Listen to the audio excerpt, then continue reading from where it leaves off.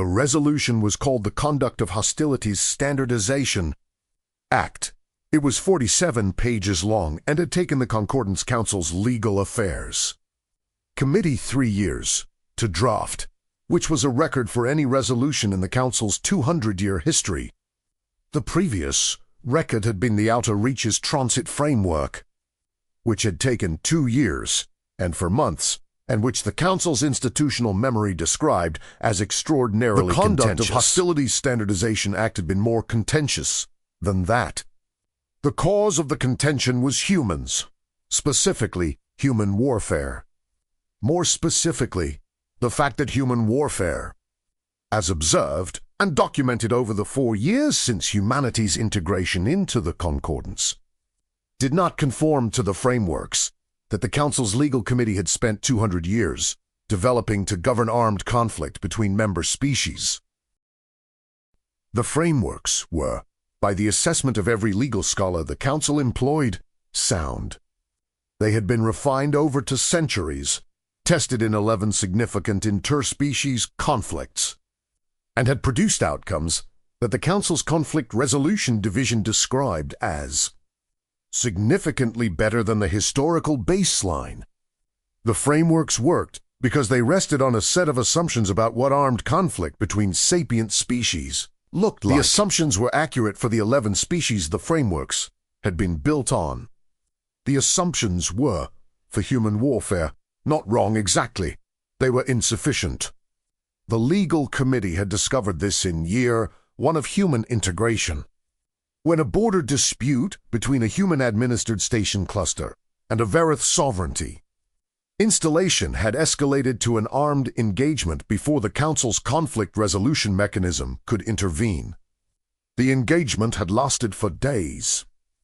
The Legal Committee had spent 6 months reviewing the engagement record and had produced a preliminary finding that said, in the careful language of legal scholarship, the human forces' conduct during the engagement presented interpretive challenges to the existing framework's provisions in 23 distinct areas. 23 areas. The previous record for any engagement's legal complexity under the existing framework had been 7 areas. In a Horian-Pill territorial dispute 12 years prior, the Legal Committee had convened a special session. The special session had produced the 3-year process that produced the 47 pages. The 47 pages proposed to standardize human warfare. The resolution was presented to the full Council on 9/1 a Thursday. It was voted down at 16:47 on the same Thursday. This was not the outcome the Legal Committee had expected. The reason for the outcome was what happened between 900 and 1647. The Council chamber held 62 representatives from 31 species. The Legal Committee's chair, of pill named Triaceus, who had spent her career in the Council's legal architecture, presented the resolution with the thoroughness that 3 years of work warranted. The presentation took 2 hours and 40 minutes. It covered the 23 interpretive challenge areas from the border engagement. It covered the proposed standardization provisions. It covered the legal precedents from other species frameworks that the provisions drew on. It covered the enforcement mechanisms. It was, by any reasonable assessment, a comprehensive piece of legal scholarship. Then the Council opened for debate. The first speaker was the Horian representative, who had voted in favor of sending the resolution to the full Council and who was expected to support it. She said, "Before I address the resolution's provisions, I would like the Council to hear from someone who was present at the engagement the resolution addresses." Triaceus said, "The resolution is based on a documented record. Eyewitness testimony is not typically part of Council proceedings." The Horian representative said, "The documented record is accurate. I am not proposing testimony to contradict it. I am proposing testimony to contextualize it." She paused. The Legal Committee has spent 3 years analyzing what humans did in the engagement. I want the Council to understand why they did it. There was a procedural discussion. The council voted 17 to 14 to hear the testimony.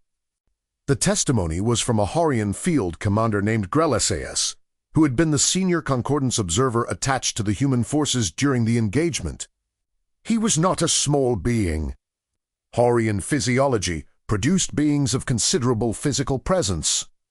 And Galactic had spent 40 years in military service doing the things that military service did to a person. He carried himself with the specific weight of someone who had been in places where things happened and had not looked away. He stood at the testimony position and looked at 62 council representatives. He said, "I'm going to tell you what I saw." He paused. "I'm going to tell you all of it." The engagement had begun on a Tuesday. Galactic had been attached to the human forces at their request, which was the standard observer protocol for interspecies engagements under the existing framework. The observer's role was to document the engagement for council review and to advise on framework compliance. He had been in 41 engagements over 40 years. He had observed 7 of them as a council-attached observer. He had frameworks for what engagements looked like, built from 40 years of evidence. The first thing he had observed that had challenged his frameworks was the human forces pre-engagement preparation. The Verith sovereignties installation had made an aggressive move toward the human station cluster at 0400 on Tuesday. The human forces had been on alert since 2200 Monday, which was 6 hours before the Verith move. He had asked the human commander, a general named Kofi Vasquez-Mensa, how they had known 6 hours before. The general had said, "We've been watching them for 2 weeks. The patterns changed 11 days ago." He paused. "When the patterns change, something has changed." Galactic had said, "The patterns." The general had said, "Everything has patterns." Patrol frequencies, communication traffic, resupply schedules, personnel rotation. He paused. "When you watch them long enough, you learn the patterns." He paused. "When the patterns change, you know something is different." He paused. We had 6 hours, because we were already watching when they decided. Galactic had noted this in his observer log. The second thing he had observed was the first hour of the engagement itself, which had proceeded in ways that his 40 years of experience had not produced frameworks for. He described this to the council in specific terms. He said, "The human forces did not engage the Verith advance directly. They let the advance reach a point that, by every tactical framework I have spent 40 years developing, appeared to be a critical defensive position that should not be yielded. They yielded it." The chamber was quiet. He said, "They yielded it, and they made the yielding look like a failure." The Verith advance experienced what appeared to be a defensive collapse and moved to exploit it. He paused. The defensive collapse was deliberate. The position they had yielded was a prepared kill zone. He paused. When the Verith advance entered the kill zone, the engagement changed significantly. He said, "I have been in 41 engagements. I have never seen a deliberate defensive collapse used as the primary tactical instrument of an engagement's opening." He paused. He said, "That was the first hour. I'm going to describe the next 3 days." He described the next 3 days.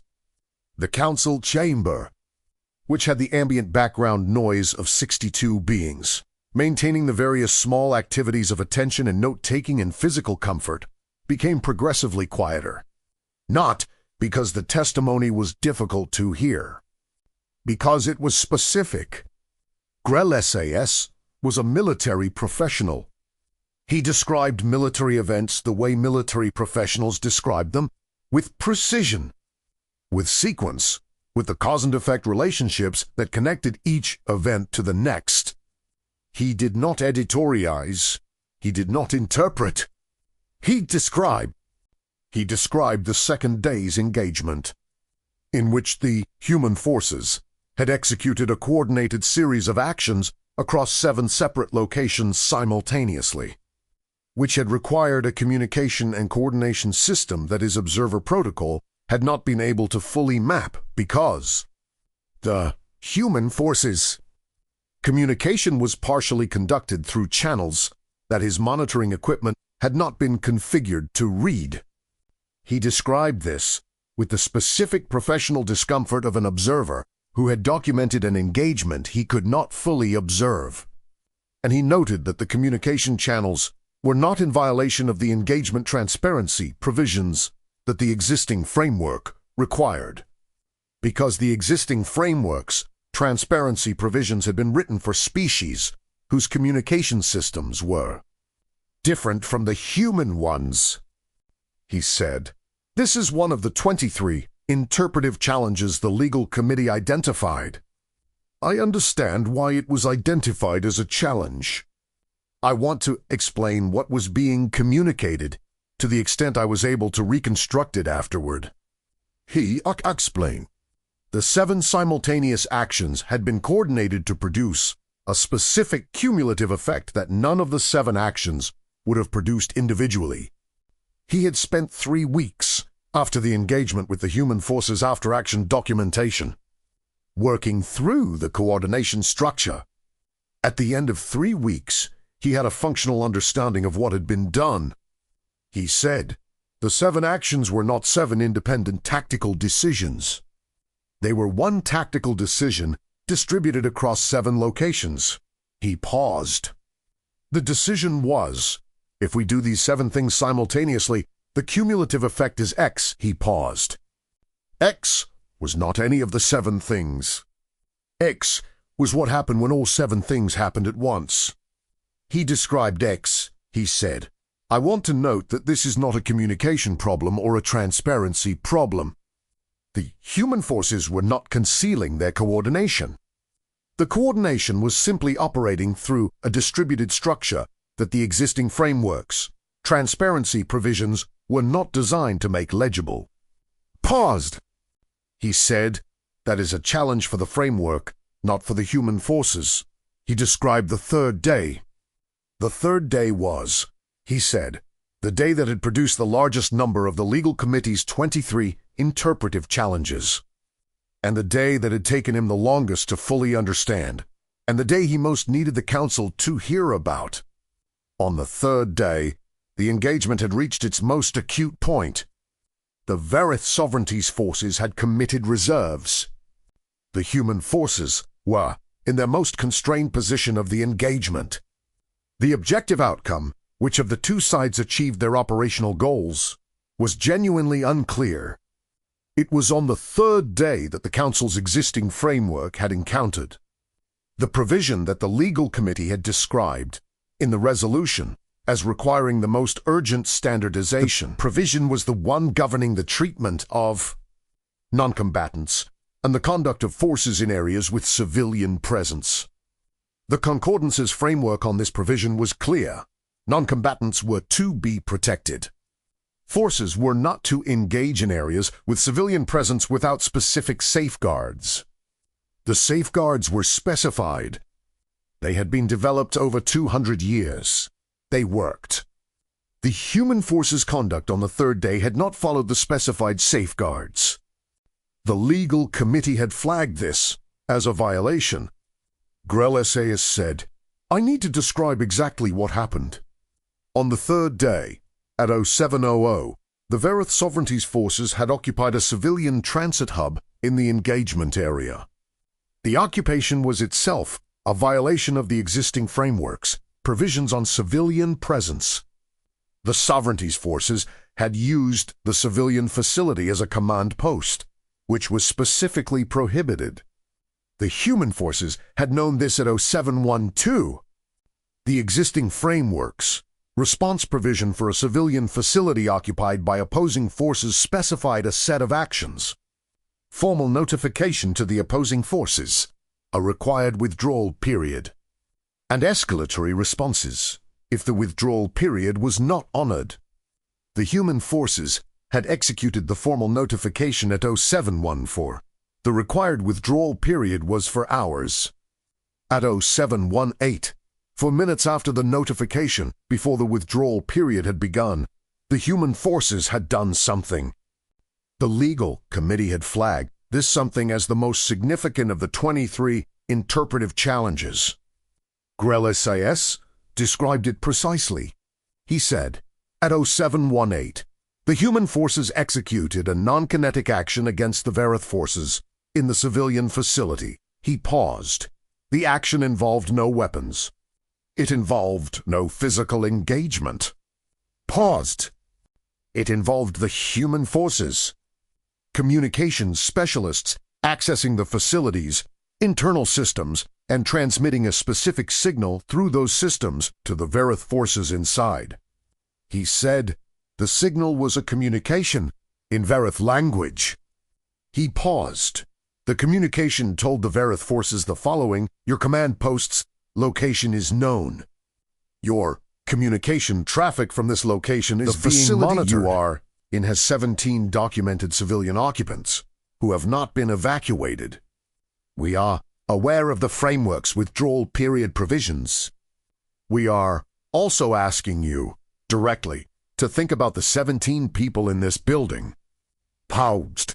He said, the communication also included the specific frequency on which the Verith forces could reach the human command to discuss a withdrawal arrangement that did not require the full 4 hours. Paused.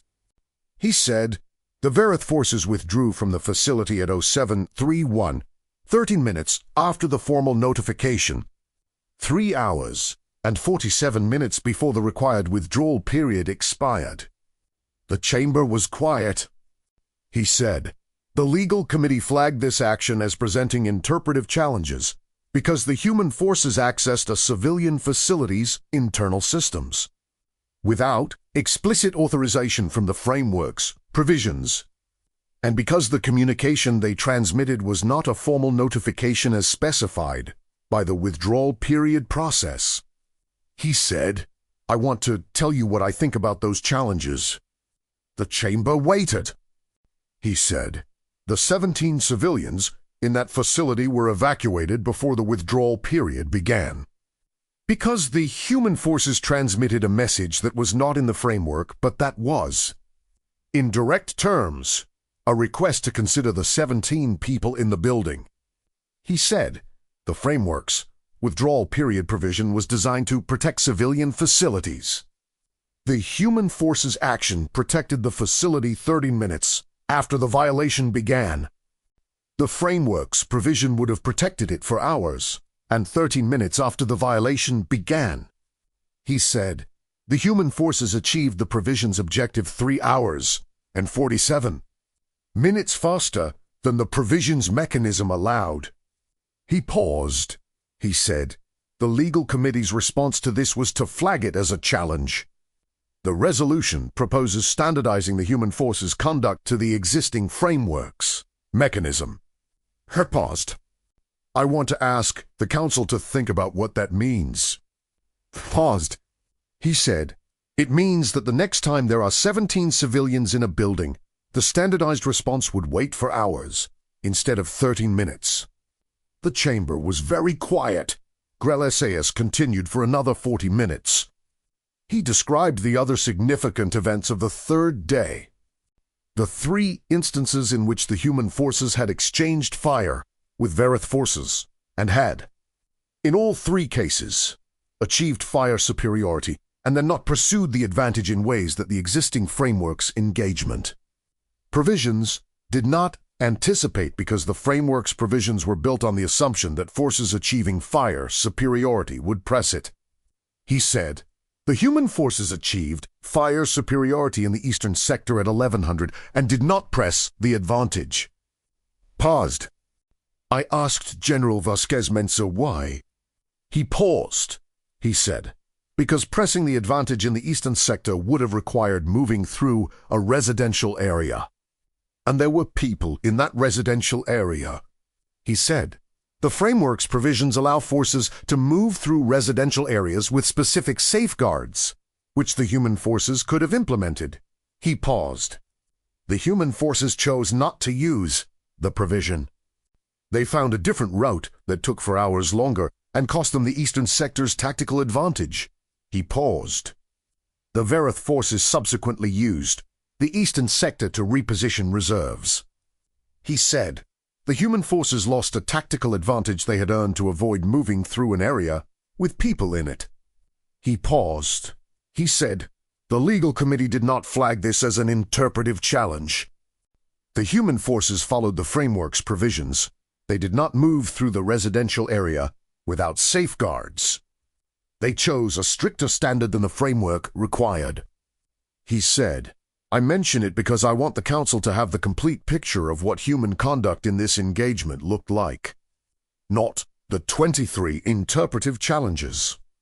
The complete picture, he said, the complete picture is a force that found ways to achieve its objectives faster than the framework's mechanisms allowed by communicating directly with the people causing the problem, that chose stricter standards than required when the stakes involved people in residential areas, that distributed its coordination across 7 locations simultaneously to reduce the concentration of destructive force, and that spent 3 weeks letting me review its after-action documentation so I could understand what it had done and why. He said, that is the complete picture. He said, the legal committee's resolution proposes to standardize the 23 interpretive challenges. Paused. I want the Council to consider whether standardizing them produces the outcome the framework is designed to achieve, which is conflicts that are less harmful and resolved faster, or whether it produces the outcome of conflicts that conform to a framework that was not designed for how humans fight. He paused. He said, those are different outcomes. He stepped back from the testimony position. The chamber was quiet for 11 seconds. 11 seconds was a long time in the council chamber. Then the Karathri representative said, I have questions. The plenary representative said, as do I. The Horian representative said, I think we all do. The debate lasted for hours and 17 minutes. It covered every one of the 23 interpretive challenges. It covered the 17 civilians evacuated in 13 minutes. It covered the residential area the human forces had routed around at a 4-hour cost. It covered the 7 simultaneous actions and the distributed communication structure. It covered the deliberate defensive collapse and the kill zone. It covered, in a specific 40-minute segment that the Pill legal scholar on the committee found particularly uncomfortable, the provision that the resolution proposed for standardizing the human forces' communication protocols, which the legal scholar had drafted to address the monitoring gap and which Grell SAS's testimony had described as the gap through which the Verith forces had received the message about the 17 civilians. The Horian representative said the proposed provision would close the communication gap. Correct, the legal committee's chair said. Correct. The provision would standardize communication channels to those compatible with existing monitoring protocols. The Horian representative said, which would have meant the human forces could not have transmitted the message to the Verith forces at 0718. The chair said, correct. The transmission used a non-standard channel. The provision would have required authorization for non-standard channels in advance of the engagement, which not have been available 13 window. The Horian representative said, so the provision would have prevented the action that evacuated the 17 civilians in 13 minutes. The chair said it would have required the human forces to use the framework's standard mechanism, which the Horian representative said which would have taken for hours and 13 minutes. The chair said, yes, the Horian representative said, the resolution proposes to prevent the action that evacuated 17 civilians in 13 minutes, so that those evacuations would take for hours and 13 minutes in future. The chair said, the resolution proposes to standardize. The Horian representative said, I understand what the resolution proposes. I am describing what it produces. The chamber was quiet. The Carathere representative said, "I want to address the residential area provision." He paused. The resolution standardization of engagement conduct in areas with civilian presence would require the human forces to use the framework's specified safeguards. Correct. The chair said, "Correct." The Carathere representative said, "And the human forces' decision to route around the residential area was a stricter standard than the framework requires." Correct. The chair said, "The human forces were in compliance with the framework's provisions. They exceeded the requirements." The Carathere representative said, "The resolution would not prevent them from exceeding the requirements." The chair said, "No." The Carathere representative said, "But it would standardize the 23 interpretive challenges to framework compliance, which is the level below exceeding requirements." The chair said, "The resolution addresses the challenges." Not the Carathere representative said, "I understand what the resolution addresses." He paused. "I am asking whether it would prevent the human forces from operating at a stricter standard than required." The chair said, "No, it would not prevent them from doing so voluntarily." The Carathere representative said, "But it would close the communication channel that allowed them to evacuate 17 civilians in 30 minutes. The chair said, "That is a consequence of the communication standardization provision." Yes. The Carathere representative looked at the resolution. He said, "The resolution's stated purpose is to protect civilians and reduce harm in armed conflict." The chair said, "Yes." He said, "One of its provisions closes a channel that was used to evacuate civilians significantly faster than the framework's mechanism would have." The chair said, "The provision addresses a monitoring gap that..." The Carathere representative said, "I understand what the provision addresses." He paused. "I am describing what it prevents." The debate continued. Triaceus, who had spent 3 years building the resolution, understood by the third hour that it was not going to pass. Not because the council was opposed to the resolution's stated goals. Because the testimony had placed the resolution's provisions next to what the provisions would prevent, in specific, documented terms. And the placing had made several of the provisions look different than they had looked in 3 years of committee work. The committee had worked from the 23 interpretive challenges. The testimony had worked from the complete picture. They were different documents. She had spent 3 years on the challenges. She had not spent 3 years on the complete picture. At the end of the 4th hour, she made a decision. She requested the floor. The chamber recognized her. She said, "I want to address the council directly." She looked at 62 representatives. She said, "I've spent 3 years on this resolution. I am confident that the 23 interpretive challenges are real and require legal attention." She paused. "I am not confident, after today's testimony, that the resolution as written addresses them in the way that serves the framework's purpose." The chamber was quiet. She said, "The framework's purpose is to produce armed conflict that is less harmful and resolved faster." She paused. "The testimony today documented specific instances in which human conduct produced both less harm and faster resolution than the framework's mechanisms would have." She said, "I propose to standardize human conduct to the framework's mechanisms." She paused. "The testimony suggests that in at least some of the 23 areas, the framework's mechanisms should be standardized to human conduct rather than the reverse." She paused. She said, "That is not what the resolution proposes." She paused. "I think the resolution needs to be rewritten." The chamber was quiet for a long time. Then the Horian representative said, "I support the withdrawal and rewrite." The vote to withdraw the resolution for rewrite was 22 to 9. The resolution was withdrawn. The legal committee was reconvened. Triaceus spent 6 months on the rewrite. The rewrite was not called the Conduct of Hostilities Standardization Act. It was called the Conduct of Hostilities. Comprehensive Review, which was a different name for a different document that started from a different question. The Standardization Act had started from, how do we standardize human conduct to the framework? The Comprehensive Review started from, what can we learn from how humans conduct conflict that improves the framework for everyone? The Comprehensive Review took 2 years. It produced a revised framework with 7 new provisions. 3 of the 7 new provisions were directly derived from the engagement that Galactic had described.